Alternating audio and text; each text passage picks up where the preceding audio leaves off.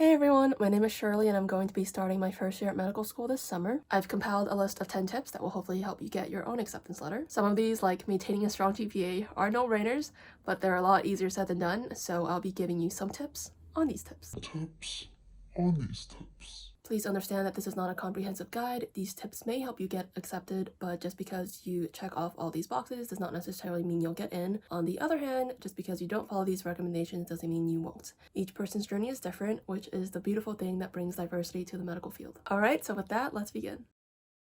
From the time that you begin college to the time you finish all of your medical training, you'll be looking at anywhere between 11 to 15 years of education. That's a long time. Becoming a doctor isn't necessarily extremely difficult, and it doesn't require you to be naturally intelligent, but it does require a lot of effort and perseverance. There are some people who are considering going into medicine because they saw a video of Dr. Mike or some other physician, and they decided that it looks cool, or their parents want them to go into it, or they're doing it for the money. Now, there's nothing wrong with pursuing medicine because it pays well or because it's a reputable profession, because those are true.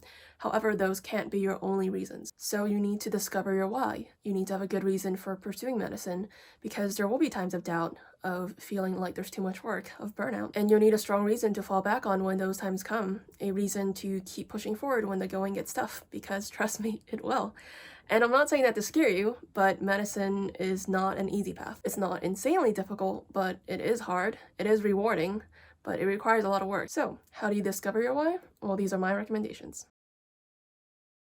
Because of the time you need to commit to become a doctor, you'll want to make sure that you've looked into other options. Nowadays, I see that students are prepping for college and postgrad earlier and earlier, and I've seen some people say that they're in middle school and they're looking into how to get into medical school already. If that's you, that's great that you're so passionate and that you want to get started so early on, but don't pigeonhole yourself. I have friends who graduated with a degree in computer science and they got jobs making six-figure salaries right off the bat. They have a great work-life balance, they get to travel throughout the year, and here I am, where I'll still be in school or in training for the majority of my 20s, and I'm okay with that. And you have to decide if you'll be okay with that too. So consider other alternatives before deciding that you're going to commit your whole life to medicine. That way you'll know for sure rather than wondering if you might be happier doing something else. Look into various forums, read blog articles, watch YouTube videos, get your hands on anything and everything that will allow you to gain greater insight into what it's like being in the medical field. What do doctors say is the hardest part of their job? What's the best part? How's the work-life balance? What's the average amount of debt they have to pay back? Gather as many answers as you can and decide if these fit the life you want to lead. Reach out to doctors and ask if they'd be willing to let you see what a typical day in the clinic or hospital is like. Dress professionally, be courteous, and most importantly, come in with an open mind. Try to learn as much as you can, and when the doctor has time, ask questions. Come in ready to ask questions. And if you can, shadow multiple doctors. This is your time to see what being a physician is like and to decide whether this field is the right one for you. And of course, don't forget to thank them. They're taking time out of their day to give you this free opportunity, so make sure you let them know how much you appreciate that. Personally, I like giving a handwritten card as well as a small Starbucks gift card. There's no one way to get clinical experience. However, if you can, I recommend that you get a job as opposed to volunteering, because you'll be able to do a lot more than if you're simply a candy striper. So work as a medical assistant, a scribe, an EMT, what have you. There are plenty of options. The important thing is getting to interact with patients and seeing if this is something you're truly passionate about. It's true that your GPA and MCAT are extremely important in determining your chances of getting into medical school. However, they're not the only factors that medical schools look at, so they shouldn't be the only factors that you dedicate time to. Medical schools like to see that not only can you get good grades, but you also have hobbies, you take time to volunteer, you do stuff other than study.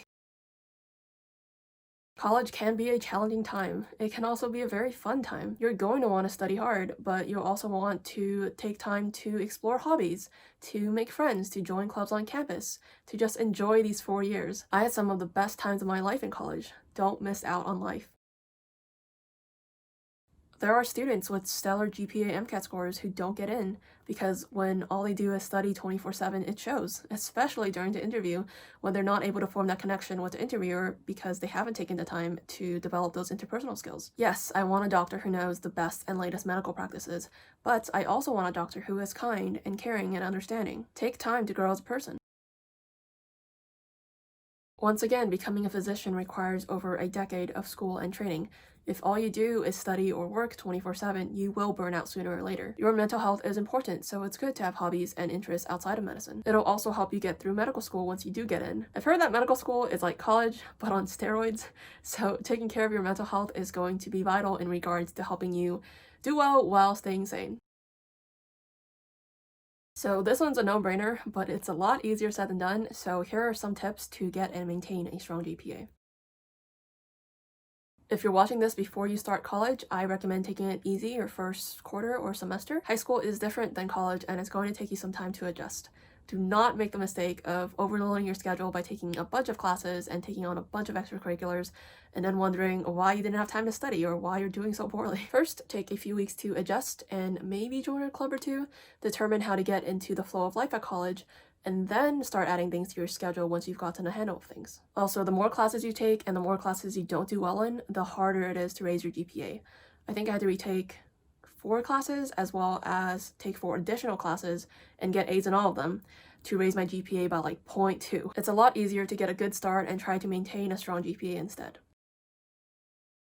At the start of every semester or quarter, review the syllabus that's provided and write down every single test date and deadline. Then determine what you need to study and break that down into sizable chunks so that you're not overwhelmed. Most importantly, stick to your schedule, which is admittedly a lot easier said than done. I mean, we've all been there, waiting until the night before something's due to finally get started on it, and generally because of how frantic everything is, we're able to get it finished on time. But when you rush through everything, chances are you're gonna be turning in sloppy work and won't remember any of the stuff you learned by the end of next week. So the way you beat procrastination is by sticking to habits and diligence rather than relying on motivation. Instead, study because you know it's something you need to do on a consistent basis, and because you've made a habit of it, you'll continue to do it even when you don't feel like it. And let's be honest, I mean, as much as I enjoy learning, I do have days where I just don't feel like it. I'll be making a future video about developing good study habits that I will link in the cards above when it's ready. Not everyone learns the same way. Some people prefer attending lectures and writing down what the professor says. Other people prefer watching the lectures from home if that's an option, and then writing down their own notes from there. Some people like studying alone, others prefer studying with a partner or two. I'll be making a future video about the best study strategies, but again, what works for most people may not work for you. Only you can figure that out. Rate My Professor is a website for, you guessed it, rating your professor. It's like Yelp, but instead of reading rants about how the steaks were too dry, you are instead reading reviews about how a professor has a really thick accent that's hard to understand, or they're really funny. We've all had professors who speak like this and turn absolutely fascinating topics into ones that we dread learning about. Ultimately, it's up to you to learn the material, but a professor who speaks clearly, is organized and knowledgeable, is fair in terms of grading, and is willing to answer questions will make it that much easier for you to do well in class. Personally, my favorite course in college was social psychology. Although I find social psychology fairly interesting in and of itself, the passion and the excitement that the professor brought to every single lecture really kept me engaged and made it that much easier for me to do well in class. Along the same lines, use resources that your college provides to help you pick your courses. At UCSD, for example, we had something called CAPE. CAPE stands for Course and Professor Evaluations. Through CAPE, you can see the average grade that students expected to receive from a course and the average grade that they actually ended up with. So if 2 professors seemed somewhat similar in their ratings on Rate My Professor, then I would go with the professor where the students generally averaged a B, as opposed to the professor where the students generally averaged a C. Be aware that medical schools look at 2 different GPAs. There is your science GPA, which consists of your biology, chemistry, physics, and math courses, and your overall or cumulative GPA. In an ideal world, you want to do well in every single one of your classes, but if there's ever a time when you have multiple finals on the same day and you have to decide whether you want to study for physics or world history, then pour your time and effort into the one that contributes to your science GPA. Although both GPAs are important, your science GPA is more indicative of how well you'll do in med school, because med school consists primarily of science courses. High schools across the country vary in terms of how they calculate their GPA, especially in regards to AP classes, but in college the standard is that a 4.0 is straight A's, no A minuses. An A minus is a 3.7. So to maintain a GPA of 3.5 or above, you shouldn't be getting any grade lower than a B+, because a B is a 3.3. So just be aware of that. Also, unlike in high school where AP classes could get you a 5.0, a 4.0 GPA is the highest that you can get in college. So there is no reason for you to take an honors course even if that is an option at your university. Will getting an A in an honors course look a little better than getting an A in a regular course? Perhaps marginally, but it's not worth risking getting an A- or lower just because you wanted that H on your transcript. Along the same lines, if there are courses that offer different levels of difficulty, go for the easier ones so long as they match the prereqs for medical school. For example, at UCSD, there was the Calculus 10 and 20 series. I opted for the 20 series and essentially failed it. Admittedly, calculus is not a strength of mine, so I probably wouldn't have done that well in the 10 series anyway, but I probably would have done better than I did in the 20 series. At the end of the day, medical schools don't really care if you took a particularly hard course or if you went to a really prestigious university. Yes, they consider it, but they're mainly just looking at your GPA, so make it as easy for yourself as possible to get good grades. The one caveat here is that you should refrain from taking the majority of your prerequisite courses at a community college. Some medical schools don't like this because it's generally easier to get good grades at a community college as opposed to a four-year university, so using this strategy doesn't allow them to see how well you would handle a rigorous course load, such as the one you would take on in medical school. Regardless of whether you had a terrible professor or you accidentally slept through a midterm or work just got super busy, it's still your responsibility to learn the material. If for whatever reason you did have a particularly bad quarter or semester, that's okay. We all have times in life where the going gets really tough. But the important thing is that you learn and improve from that. However, what you don't want to do is you don't want to rely on anyone else or blame anyone else. Medical schools will give you the chance to explain any blemishes on your transcript, but only if you meet their GPA and MCAT minimum requirements. Otherwise, they're essentially not looking at your application at all, so having a good GPA and MCAT is extremely important. We all go through ups and downs in life, and these can be reflected in our grades, but ultimately it's up to us to continue getting those A's regardless of the circumstances. Many colleges offer free tutoring resources. You can check out textbooks from the library, go to office hours of teachers' aides and professors. Colleges want you to succeed. If you've been admitted, they want you to graduate on time. They will provide resources to help you do well in school. Take advantage of them. Although you don't need to write down every single class and stick to a rigid four-year plan, it is good to have a rough idea of the courses that you'll be taking throughout your college career. By meeting with a counselor and hashing out a four-year plan, you can optimize your schedule and ensure that you're not taking all the particularly hard classes in a single semester or quarter and essentially overwhelming yourself. Also, at some colleges, some classes are only offered once a year. For example, if you need to take a particular physiology course and it's only offered in the fall, but you didn't realize this until spring, then you're fresh out of luck and you'll have to wait to take the class next year, which could set you back in terms of applying to medical school. So make sure that you meet with your counselor and have an idea of the classes that you'll be taking.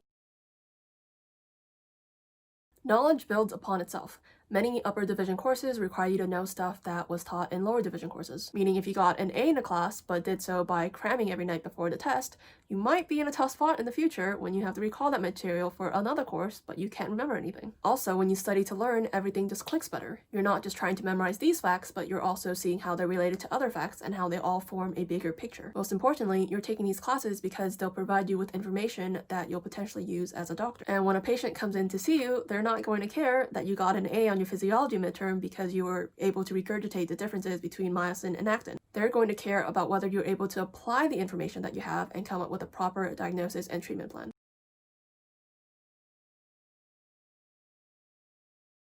So the general advice and the advice that I personally followed is to review all the content that the MCAT can test you on and then move on to doing practice questions and practice tests. However, a lot of what the MCAT tests you on is your ability to read a passage or a research article quickly and be able to determine what's important and relevant based on what you've read. So I've heard some people find success in just learning how to read and understand a bunch of research articles. Other people prefer to just jump right into practice problems, review what they got wrong, and then base their content review on what the missed answers tell them about their gap in knowledge. So if they did a bunch of practice problems and they did really well in biology, but not so well in terms of psychology, then they'll know to focus the majority of their content review on psychology. There's no surefire way of knowing what works best, so experiment and figure out what works best for you.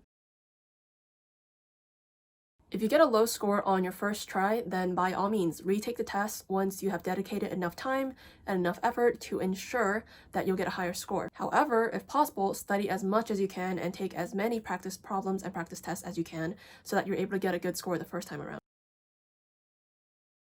The four sections of the MCAT are biology and biochemistry, general chemistry, organic chemistry, and physics, psychology and sociology, and critical analysis and reasoning skills, also known as CARS. Biochemistry is arguably the most important subject on the MCAT, so your chances of doing well are probably higher if you schedule your MCAT to be taken right after you finish taking a biochem course while the info is still fresh in your mind. On that note, if you're also able to take the other courses that the MCAT tests you on, like psychology, then that will also be to your advantage. If possible, dedicate approximately 2 months to do nothing but study for the MCAT. For those 6 to 8 weeks, your number one priority should be to study for the MCAT. The MCAT isn't particularly hard, but it does test you on a heap load of material. So taking that time to really and fully condense that material into your head will be really helpful in terms of getting a good score. On the flip side, you don't want to spend much more than 2 months studying, because by that time you're going to start to forget everything you learned in the first few weeks. So about 6 to 8 weeks of intense studying would be ideal. Of course, everyone works on a different timeline, so if you feel like you need to take longer, like 3 months, then that's fine too. Also, this recommendation obviously doesn't work if you have other responsibilities, in which case you'll need to dedicate even more time. Personally, I took 5 months to study because while I was preparing for the MCAT, I was also working full-time.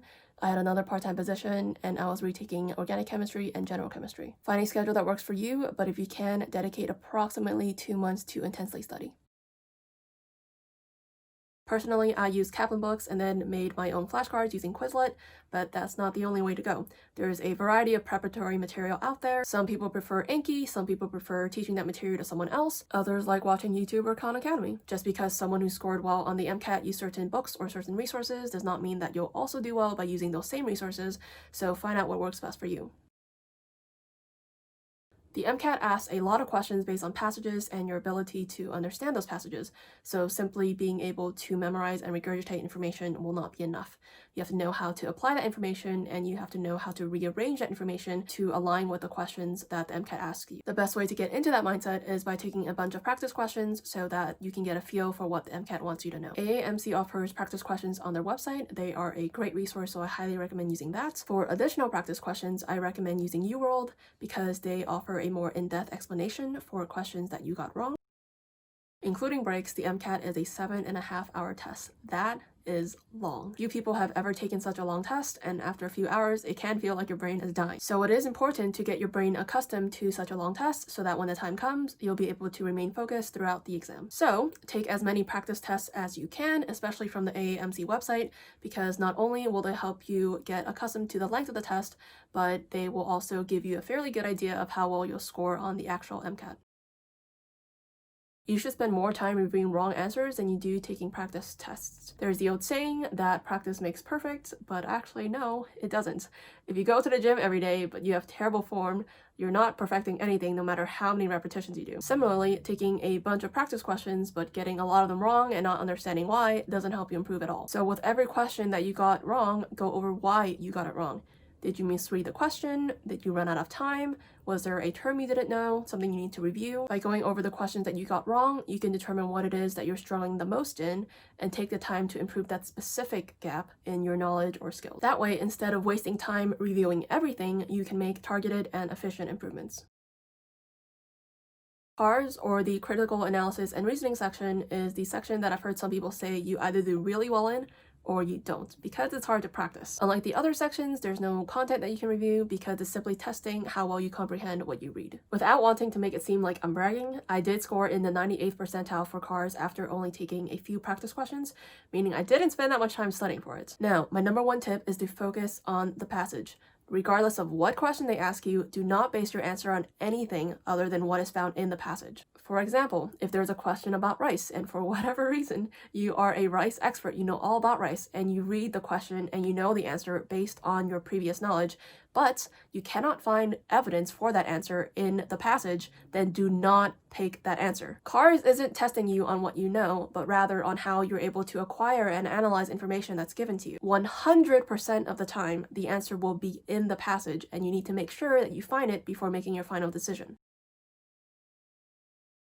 If you're aiming for a 515 or above, then you will want to study everything and know all the material like the back of your hand. However, if you're just aiming for a fairly decent score like a 510 or above and you're strapped on time, then you are going to want to focus on what are known as high yield topics. For example, given that biochem makes up the majority of the MCAT, whereas physics makes up a much smaller percentage, I mainly focus on reviewing biochem. And to be honest, I didn't really study for physics at all. However, I still managed to get a 512, which is around the 85th percentile, and that was good enough to get me into an MD program. Of course, this isn't recommended if you do have time and are able to study everything in detail, because what may be low yield on one MCAT may not be on another one. Meaning, there have been some MCATs that focused more so on physics than other ones, and had I gotten that one, I would have been screwed. So again, not ideal, but if you are strapped for time like I was, and you have to pick between studying for one subject versus another one, then focus on the one that is more likely to show up on the MCAT. I'll be making a separate video talking about this in more detail, but my tip for extracurriculars is to find some that you're passionate about, because they'll show when you apply and they'll show in your interview. A good rule of thumb is to get some experience doing research, some experience working in a clinic or a hospital, and some experience volunteering. The rest is up to you. The main takeaway is that it is best to stick to one activity over the course of a few years, as opposed to do a bunch of different activities but only do them for a few months, because that shows a lack of dedication.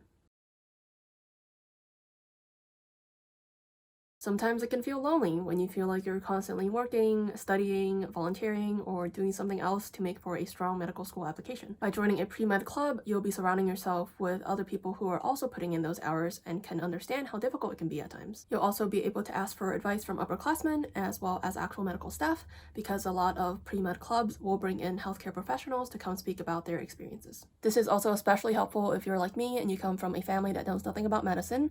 Through the clubs that I joined, I was able to get shadowing opportunities, get a job as a non-certified medical assistant, and get valuable tips on applying that I wouldn't have known otherwise. Networking is important in any profession, and you can get started by getting to know the members of your club. Whether that's your suite mates or someone you met at the gym, honestly, it can be anyone. You might start to feel burnt out if all you do is do medical related stuff and you surround yourself only with people who also do the same thing. So try to find some balance. Go hiking, make friends with engineering majors, with finance majors, with art majors, etc. Find people who bring out different parts of you.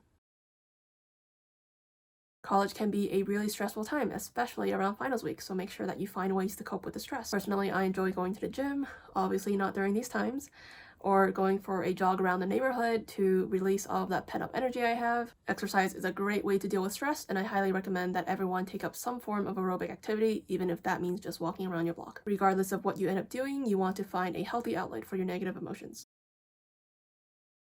Now, I'm not saying you shouldn't drink or experiment. I mean, it is college. So long as you're doing it safely, responsibly, and legally, I mean, go check out that party, go to that rave, have a good time. Just don't rely on it to cope with stress, anxiety, depression, what have you. It's a slippery slope that can be very difficult to crawl back up from. Regardless of how smart or efficient you are, medical school is not easy, and there are bound to be challenges of some sort thrown your way. Medical schools will want to know that you've overcome challenges and failures and were able to come back from that. So by challenging yourself in undergrad and stepping out of your comfort zone, you'll be able to show that you're capable of doing so once you start med school. There are no rules in terms of how you choose to challenge yourself, but here are a few examples. By studying in another country, you have the opportunity to develop your cultural awareness and competency. You're stepping out of your comfort zone and learning how to make friends and socialize in a completely different part of the world. You're also exploring who you are when you don't have a support system to fall back on, because your family and friends are thousands of miles away. This is a chance to discover yourself and learn who you are without the influences you've grown up with your entire life. As a physician, you get the opportunity to help people who are suffering, especially if they come from underserved communities. Many of these patients may not speak English well, or even at all. By learning another language, you not only add that skill to your tool belt, but you also enhance your communication skills, you learn more about another culture, and you gain a greater appreciation for diversity. If you have the opportunity to become a treasurer or vice president or any other leader in a student club or organization, take it. You'll develop public speaking skills, you'll learn how to listen to people and gather inputs to make changes to the club or organization, and you'll learn how to work in and manage a team. These are all important skills for a physician, and medical schools like seeing that you have them. Now, those are just 3 examples, but there isn't a limit or any set of rigid guidelines in terms of challenging yourself. Don't be afraid to step out of your comfort zone, because that's the only way you grow. Try something new, even if that means you fail. A failure only remains a failure if you don't learn from it. And as a future doctor, you should be constantly learning.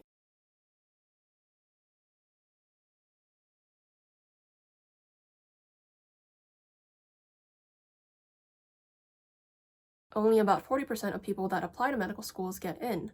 That means that the majority of people applying to med schools don't get into any single school that they apply to. The thing is, a lot of people don't have great applications, whether that's because they don't have a great GPA and should retake some classes, or because they don't have any clinical experience or shadowing experience, and that doesn't allow medical schools to see that you really know what you're getting yourself into and you're sure that you want to become a doctor. Nowadays, the average age to matriculate into med school is 24, meaning that people on average take 2 gap years between undergrad and medical school. But if you don't feel ready after 2 years, don't be afraid to take more. It can be difficult to reapply if you got rejected that first cycle because you have to really show how you improved over this past year.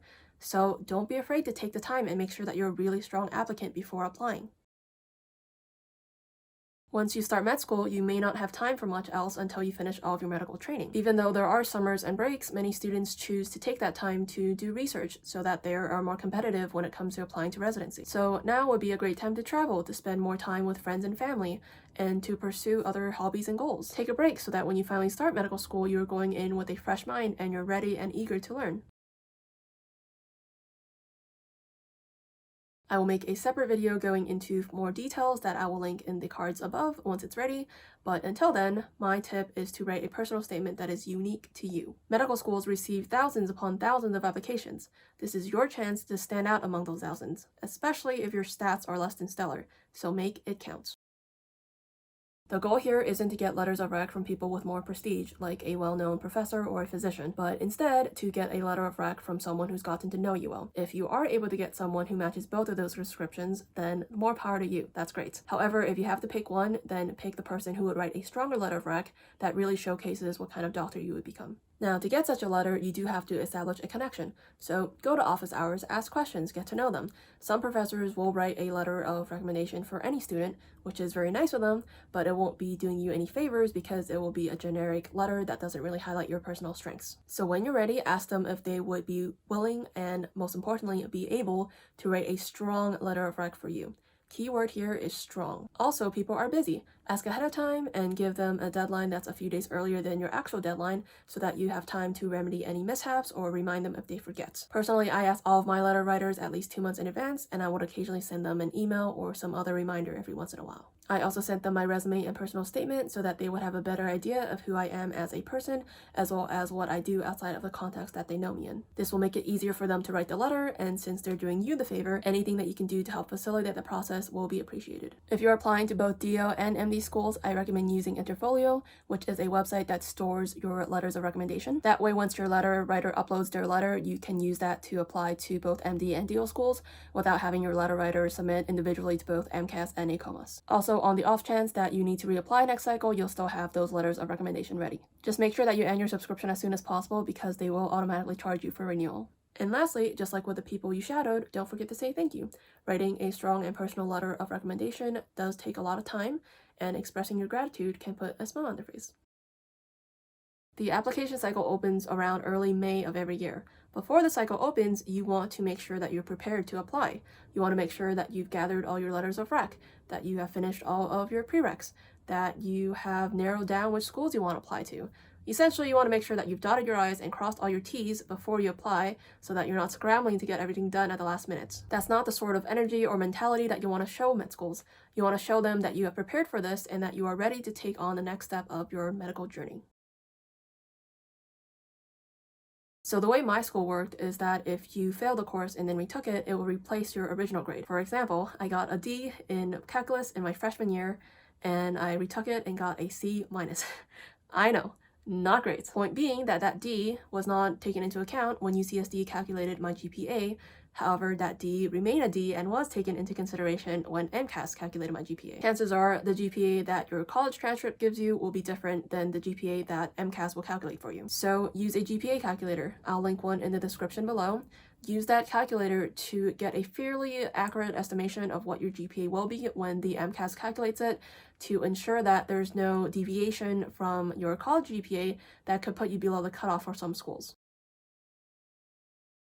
If a DO school you're applying to requires a letter of recommendation from a DO, don't apply if you don't have such a letter. Similarly, some schools require a few letters of rec from science faculty. So if you were only able to establish rapport with a sociology professor, then don't apply to that school. Also, and very importantly, you want to make sure that you read all of the requirements carefully. Personally, I messed up because I applied to a school that required 3 semester units of biochemistry, and I had 4 quarter units, which translates to 2.67 semester units.